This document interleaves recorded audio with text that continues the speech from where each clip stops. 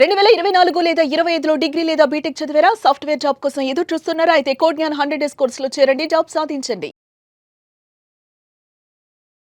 నమస్తే అన్వర్ నమస్తే గారు. Madam. The magic of law of attraction లో మనీకి సంబంధించి డబ్బు నిలబడట్లేదు, డబ్బు సంపాదించాలంటే ఎలా అని మనం చాలా వీడియోస్ చేసాం.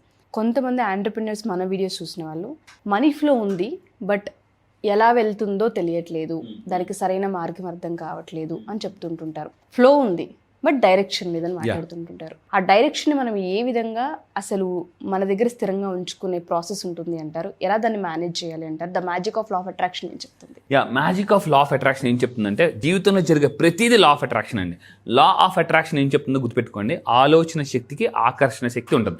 మరి భూమి మీద ఎంతమంది ఆలోచిస్తారంటే అందరూ ఆలోచిస్తారు, చిన్నపిల్లల నుంచి ప్రతి ఒక్కరు. అంటే మన లైఫ్లో వచ్చే ఒక పర్సన్ కానీ, సిచ్యువేషన్ కానీ, వస్తువు కానీ, అన్నీ everything is law of attraction and every one in law of attraction. So ఇక్కడ పాయింట్ గుర్తుపెట్టుకోండి, లైఫ్లో చాలామంది ఎందుకు సక్సెస్ అవ్వరంటే క్లారిటీ, ల్యాక్ ఆఫ్ క్లారిటీ. ఎవరిని ఫాలో అవ్వాలో తెలియదు, ఎవరి మాటలు వినాలో తెలియదు. ఒకలా చెప్తారు, ఇంకోలా చెప్తుంటారో. సో నేను నా లైఫ్లో డబ్బు సంపాదించే ప్రాసెస్లో, ధనవంతులు అవ్వాలనే ప్రాసెస్ చాలామంది నేను కలిశాను. కొంతమంది ధనవంతులు, కొంతమంది ఏం చెప్పారు, అన్వర్ డబ్బు మీద ఆశ పెట్టుకోకు, పోయేటప్పుడు ఏం పట్టుకెళ్ళమన్నారు. ఒకళ్ళు అన్నారు అదేంట్రా అనుకోండి. ఇంకొకరి దగ్గరికి వెళ్ళిన తర్వాత డబ్బే జీవితం, డబ్బు లేకపోతే లైఫ్ లేదన్నారు. ఒకళ్ళేమి ఇలా చెప్తున్నారు, మళ్ళీ ఇద్దరు డబ్బు సంపాదించారు. సో ఎవరిని ఫాలో అవ్వాలని నాకు తెలియదు. అప్పుడు నేను కొంతమంది వరల్డ్లో టాప్ మోస్ట్ మిలియనర్స్, 158 మంది మిలియనర్స్ మీద నేను రీసెర్చ్ చేశాను. సో నాకు అర్థమైన విషయం ఏంటంటే, మీరు డబ్బు సంపాదించాలంటే బాగా అత్యంత ధనవంతులు ఎవరైతే ఉన్నారో ఈ భూమి మీద, నేను చెప్పేది ఈ భూమి మీద అండి, వాళ్ళ యొక్క సలహాలు ఫాలో అవ్వాలి. లెక్కల్లో డౌట్ ఉంటే లెక్కల మేషాన్ని అడగాలి తప్ప తెలుగు మేషాన్ని అడగకూడదు. లెక్కల డౌట్ ఉంటే తెలుగు మేషాన్ని అడిగాను, లెక్కలు కస్టమర్ అంటే ఇంకా అంతే, మైండ్ సబ్ కాన్షియస్ రికార్డ్ అయిపోద్ది అనమాట. సో ఇక్కడ పాయింట్ గుర్తుపెట్టుకోండి. మరి నేను ఎవరిని పట్టుకున్నానంటే ఈ భూమి మీద అత్యంత ధనవంతుడైన వారెన్ బఫెట్. దీన్ని నేను మనీ తాత అంటానండి. రోజుకి 450 కోట్లు అతని ఇన్కమ్. అతను వారెన్ బఫెట్ డబ్బు సంపాదించడానికి కొన్ని రహస్యాలు. ఈ వీడియో చాలా జాగ్రత్తగా వినండి.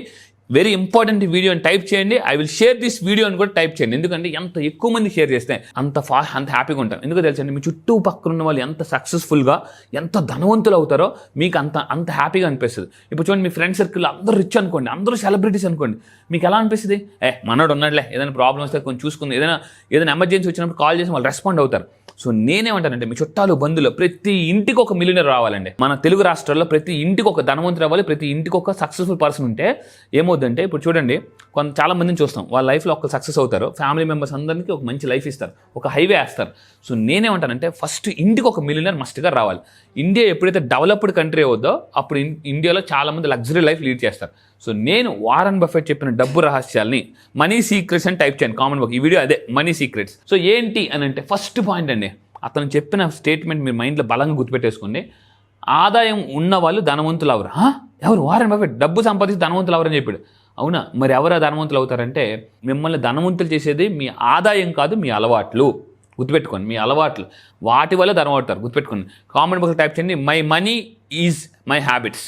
సో అంటే నా డబ్బే అలవాట్లు, నా అలవాట్లే నా డబ్బు. గుర్తుపెట్టుకోండి. సో ఇప్పుడు ఏం చేయాలి? నెంబర్ 2 చూడండి, తెలియని పెట్టుబడులకు దూరంగా ఉండాలండి. మీకు ఎవరైనా ఏదైనా వచ్చి ఒక బిజినెస్ చెప్పారు, వెంటనే అంటే అనాలిసిస్ చేయకపోతే పెరాలసిస్ వస్తుంది.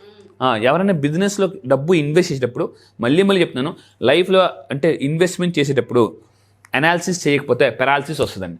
అతను ఏం చెప్పారు తెలుసా? వారెన్ బఫెట్, జాగ్రత్తగా ఉండండి, మీకు అర్థం కాని వ్యాపారంలో ₹1 కూడా పెట్టుబడి పెట్టద్దు. వారెన్ బఫెట్ లైఫ్లో జరిగిన ఒక ఇంపార్టెంట్ విషయం చెప్తానండి. వారెన్ బఫెట్ వాళ్ళ ఫ్రెండ్స్ అందరూ సరదాగా ఒకరోజు ఒక పెద్ద గేమ్ ఆడుతున్నారు. ఆ గేమ్లో వారెన్ బఫెట్ రోజుకి ఇన్కమ్ 450 కోట్లు. వాళ్ళ ఫ్రెండ్స్ అడిగారు, చలో సరదాగా బెట్టేద్దాం, సో నువ్వు ఇక్కడ ఎగ్జాక్ట్గా కొడితే గోల్ పడాలి, ఇందులో ఆ బాల్ వెళ్ళి ఎగ్జాక్ట్గా పడాలి. వారెన్ బఫెట్ ఫస్ట్లో ఏమన్నాడంటే, నేను ఆడినాడు, బెట్ ఎంత అంటే $50. రోజుకు 450 కోట్లు వచ్చే వ్యక్తికి $50 ఏమాత్రం అండి. అతను నేను ఆడినాడు. ఫ్రెండ్స్ అందరూ అన్నారు, ఏంటబ్బా నువ్వు $50 అంటే, నాకు తెలుసు నేను ఖచ్చితంగా కొట్టలేను, నేను ఎందుకు ఊరికి $50 లాస్ అవ్వాలని అంటాడు. చూడండి, అంటే అందుకే అతను అత్యంత ధనవంతుడు అయ్యాడండి.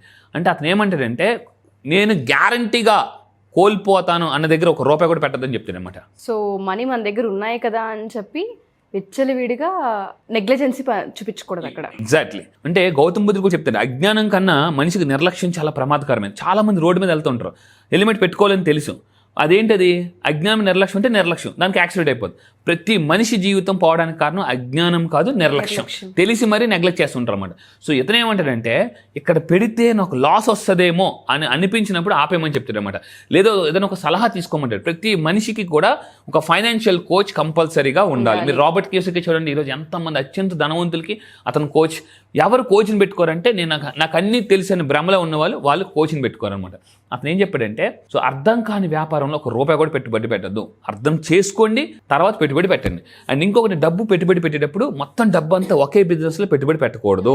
సో ఏం చేయాలంటే మల్టిపుల్ దాంట్లో పెట్టుబడి పెట్టాలి. నా క్లాసెస్కి వచ్చిన తర్వాత మీకు డబ్బు ఉందా సార్ నన్ను అడగండి, ఎక్కడ పెట్టుబడి పెట్టాలి, ఎంత పెట్టుబడి పెట్టాలి, రిటర్న్స్ ఎక్కువ రావాలంటే ఎందులో ఇన్వెస్ట్ చేయాలి, ఇది సార్ అడ్వాన్స్డ్ లా ఆఫ్ అట్రాక్షన్లో చాలా అద్భుతంగా చెప్తున్నాను. చాలా మందికి ఉన్న ప్రాబ్లం అంటే వాళ్ళకి పాపం ఎక్కడ పెట్టుబడి పెట్టాలో తెలియదు.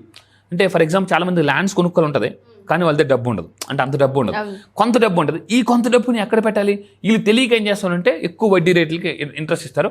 సో ఎక్కడో దగ్గర 3 నెలలు ఎత్తే తర్వాత ఎగిరిపోతారు అనమాట. సో నేనేమంటానంటే ఇది చాలా చాలా ఇంపార్టెంట్. అందుకే ఇంకొక నేను బాగా నమ్మేది ఏంటంటే ఇక్కడ చూడండి, అతను ఏమంటాడంటే ఫర్ ఎగ్జాంపుల్ కొంతమంది అంటే డబ్బు సంపాదించి ఇంకొక సెలెక్ట్ చేసుకుంటారు, అంటే వీళ్ళు వర్క్ చేయరు, ఓన్లీ లక్ మీద డిపెండ్ అవుతారు. టూ మచ్ లాటరీ, నేను చెప్పేది టూ మచ్గా లాటరీ జోదంలోకి వెళ్ళొద్దు అంటాడండి. ఇది ఎందుకంటే అంటే లాటరీ అనుకోండి ఫర్ ఎగ్జాంపుల్, చాలా తక్కువ మందికి గెలిచే అవకాశం ఉంటుంది. అది కూడా గుడ్డిగా కొనకూడదు, దానికి కూడా ట్రైనింగ్ ఇస్తాం మనం. అంటే లాటరీస్ కూడా మనం ట్రైనింగ్ ఇస్తుంటాం. అంటే లక్ను కూడా ఎలా మేనిఫెస్టేషన్ చేయాలి, కింద కామన్ రూల్ టైప్ చేయండి, ఐ మేనిఫెస్ట్ లక్ అని టైప్ చేయండి. అంటే లక్ను కూడా మేనిఫెస్టేషన్ చేసుకోవాలి. సో అది అంటే గుడ్డిగా ఏది కూడా ఆడదు, అది అత్యంత ప్రమాదకరం. అంటే అతను ఏమంటాడంటే ఒక కోచ్ లేకుండా, ఒక ఫైనాన్షియల్ కోచ్ లేకుండా, ఒక సలహాదారు లేకుండా మీరు డబ్బు సంపాదించడం అలాంటిదంటే కళ్ళకు గంతలు కట్టుకుని ఒక BMW కార్ డ్రైవ్ చేయడం లాంటిదండి. ఎక్కడ పడిపోతామో తెలియదు. సో ఏదైనా ఒకటి అలవాటు ఉండాలి, కానీ దానికి టూ మచ్గా అటాచ్ అవ్వద్దు. అది మీరు గుర్తుపెట్టుకోండి. అలవాటు ఏదైతే టూ మచ్ అటాచ్ అవుతామో అది చాలా నష్టం తీసుకొస్తుంది అంటుంది. ఇంకొకటి ఏంటంటే కార్డ్. ఇప్పుడు ఏమో తెలుసండి, మనం ఎవరికైనా డబ్బు ఫిజికల్గా ఇచ్చినప్పుడు కొంత పెయిన్ తెలుస్తుంది. కార్డు అందులో ఇలా స్వైప్ చేస్తుంటాం, అలా చేసినప్పుడు టచ్ చేసినప్పుడు మనకు తెలియదు. సో నేనేమంటానంటే మీరు గుర్తుపెట్టుకుని, అతను కూడా చెప్తున్నాను వారన్ బఫెట్, మీరు కార్డు వాడేటప్పుడు జాగ్రత్త, ఎవరికైనా ఇచ్చేటప్పుడు జాగ్రత్త. సో అందుకే చాలామంది చెప్తారు కార్డు డీటెయిల్స్ ఎవరికి షేర్ చేయొద్దు అని చెప్పేసి. సో కార్డుని కూడా చాలా జాగ్రత్తగా ఒక లిమిట్ పెట్టుకుని వాడాలని చెప్తారండి. సో అది ఇంకొక పాయింట్ మీరు తీసుకుంటే, ఏదైనా బిల్స్ వచ్చినప్పుడు కలెక్ట్ చేసుకోవాలి. అప్పుడు ఏమవుతుందంటే చాలామందికి ఈ ఫోన్పే గూగుల్ పే వచ్చిన తర్వాత నెలకి ఎంత ఖర్చు పెడతామో తెలియట్లే.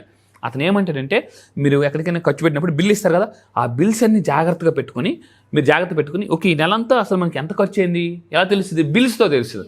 సో ఆ బిల్స్లో ఎప్పుడైతే మీరు చూస్తుంటారో అప్పుడు మీకు కంట్రోల్ వస్తుంది అనమాట. అంటే భయం వేస్తుంది.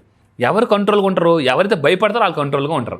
సో ఇంకొక పాయింట్ ఏం చెప్తాడంటే అవసరానికి తగ్గ ఇల్లు మాత్రమే కొనుక్కోమని చెప్తాడు. సో ఏదైనా ఇల్లు కొనేటప్పుడు వారన్ బఫెట్ చెప్పిన ఎక్సలెంట్, అంటే ఇతని కాన్సెప్ట్ కానీ మీరు తెలుసుకుంటే మీరు ఇల్లు కరెక్ట్గా కొనుక్కుంటారండి. అతను ఏమంటాడంటే మీకు ఎంత అవసరమో అంతే ఇల్లు కొనుక్కోండి. కొంతమంది ఏం చేస్తారంటే ఇల్లు కొనేసిన తర్వాత ఈఎంఐలు కట్టలేక చాలా బాధపడుతుంటుంటారు. ఇల్లు కొనే ముందే అసలు నాకు లోన్ వస్తుందా రాదా, చాలామంది ఇల్లుకి అడ్వాన్స్ ఇచ్చిన తర్వాత లోన్ చుట్టూ పరిగెడుతుంటారు. ఆ లోన్ వాళ్ళు ఈ అప్లికేషన్ లేదు, ఆ అప్లికేషన్ లేదు, అది లేదు, ఇది లేదు, ఐటీ రిటర్న్స్ లేవని క్యాన్సిల్ చేస్తారు. సో మీరు ఇల్లు కొనే ముందే నాకు అసలు లోన్ వస్తుందా రాదా, ప్రతి నెల ఈఎంఐ కట్టగలనా లేదా, నా దగ్గర అసలు ఎమర్జెన్సీ ఫండ్ ఉందా లేదా, సో నా దగ్గర అంటే మినిమం ఇన్కమ్ సరిపోతుందా లేదా. ఎందుకంటే చాలామంది ఇల్లు కొనుక్కొని అలా ఎందుకురా బాబు అనవసరం కొనుక్కున్నామని బాధపడుతుంటూ ఉంటారు అన్నమాట. అతను అందుకే చెప్తారన్నమాట, మీ మెయింటెనెన్స్ సరిపోతుందా లేదా, ట్యాక్స్ పే చేయగలరా లేదా. ఒక్కోసారి ఎలా ఉంటుందంటే సడన్గా పెద్ద ఖర్చు వస్తుందండి. అప్పుడు అనవసరం చాలామంది ఎవరైతే ఇల్లు కొనుక్కుని ఏడుస్తూ ఉంటారో ఆ ఇంట్లో కలిసి రాదాలకి.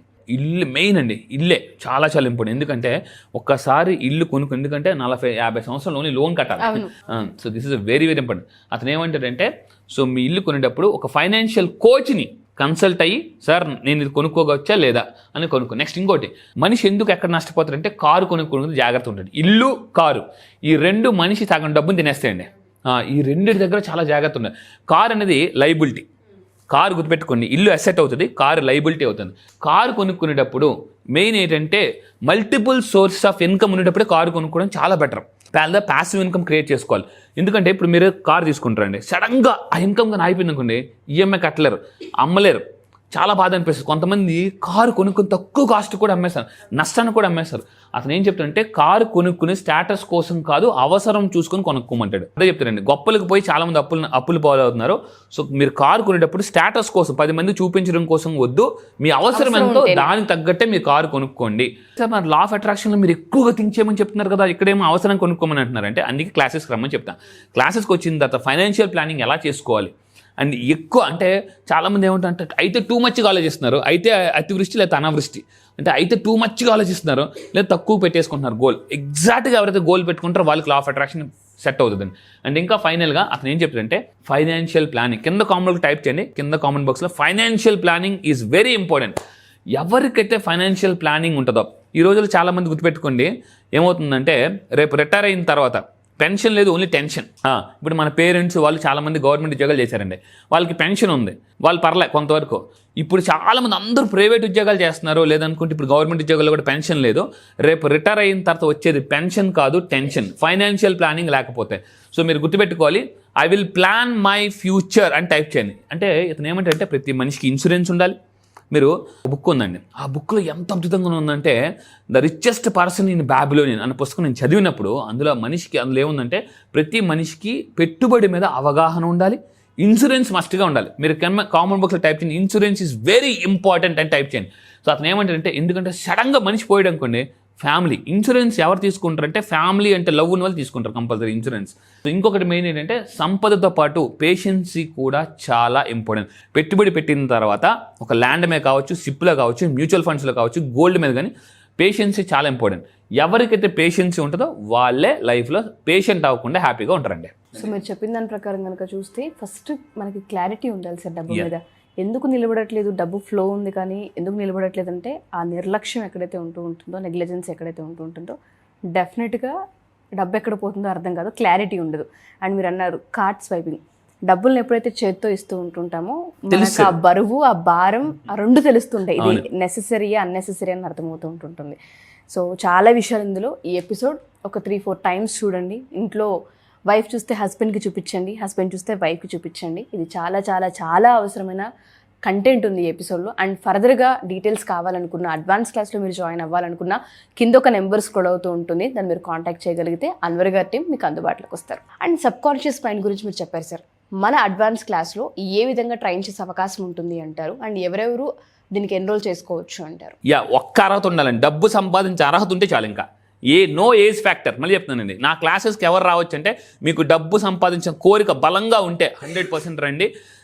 ఖచ్చితంగా చెప్తున్నాను, విత్ ఇన్ 100 డేస్లో, మళ్ళీ చెప్తున్నాను 100 డేస్లో ఫైనాన్షియల్ కండిషన్ మార్చేస్తానండి. Only 100 days. ఈ 100 డేస్ ఏం చేశానంటే step by step level training program design చేశాను అనమాట. ఇంట్లో మ్యాజిక్ మనీ వాస్తు ఉంటుంది, అడ్వాన్స్డ్ ట్రైనింగ్ ప్రోగ్రామ్ ఉంటుంది, బేసిక్ మనీ వాస్తు ఉంటుంది, సబ్ కాన్షియస్ మైండ్ ట్రైనింగ్ ఉంటుంది. ఏం చేస్తుందంటే 100 డేస్ చూడండి, ఒక మేకు ఒక దెబ్బకి లోనకి దిగదు, కొడుతుంటే దెబ్బకి దిగిపోతుంది. సో నా ట్రైనింగ్ మీకు ఎలా అవుతుందంటే మీకు తెలియకుండానే అన్ఎక్స్పెక్టెడ్ మనీని అట్రాక్ట్ చేయొచ్చండి. సో ఈ నెల ఫిబ్రవరి 15th నుంచి జరగబోయే అడ్వాన్స్ క్లాసెస్కి కింద కనిపిస్తున్న నెంబర్కి మీరు ఇమ్మీడియట్గా కాంటాక్ట్ అవ్వండి. ఎందుకంటే అడ్వాన్స్ క్లాసెస్ ఎవ్రీ మంత్ ఉండవు, ఎప్పుడో కండక్ట్ చేస్తాను. సో లాట్ ఆఫ్ మోటివేషన్ ఉంటుంది, లాట్ ఆఫ్ ఇన్స్పిరేషన్, హిప్నోటిజం ఉంటుంది. నా క్లాసెస్కి వచ్చిన తర్వాత ఫన్, జోక్స్, డీస్ట్రెస్ అయిపోతారు. హెల్త్ పరంగా ఎన్ని ప్రాబ్లమ్స్, ఏ ప్రాబ్లమ్స్ ఉన్నా, ఇంట్లోనే కాదు ఒంట్లోనే కాదు, ఏ ప్రాబ్లం ఉన్నా 100 డేస్లో ఈజీగా అలా మీరు బయట నుంచి బయటపడిపోవచ్చు. డెఫినెట్గా సార్. సో 100 డేస్ అనేది డెఫినెట్గా మన మైండ్ని ట్యూన్ చేయడానికి, మన ఆలోచన యొక్క డైరెక్షన్ని మార్చడానికి చాలా బాగా ఇంపాక్ట్ని క్రియేట్ చేస్తూ ఉంటుంది. సో మీలో ఎస్పెషల్లీ బిజినెస్ ఆంటర్ప్రినర్స్ ఎవరున్నా ఈ అడ్వాన్స్ క్లాస్ అనేది ఒక మంచి అవకాశం. యూనివర్స్ మనకి తెలియకుండానే ఒక ఇండికేషన్ని పంపిస్తుందని అర్థం. ఎవరైనా సరే అడ్వాన్స్ క్లాస్లో జాయిన్ అవ్వాలనుకుంటే కింద నెంబర్ స్క్రోల్ అవుతూ ఉంటుంది, మీరు కాంటాక్ట్ చేయగలిగితే అన్వర్ గారి మీకు అందుబాటులోకి వస్తారు. Thank you sir. Thank you madam. Thank you.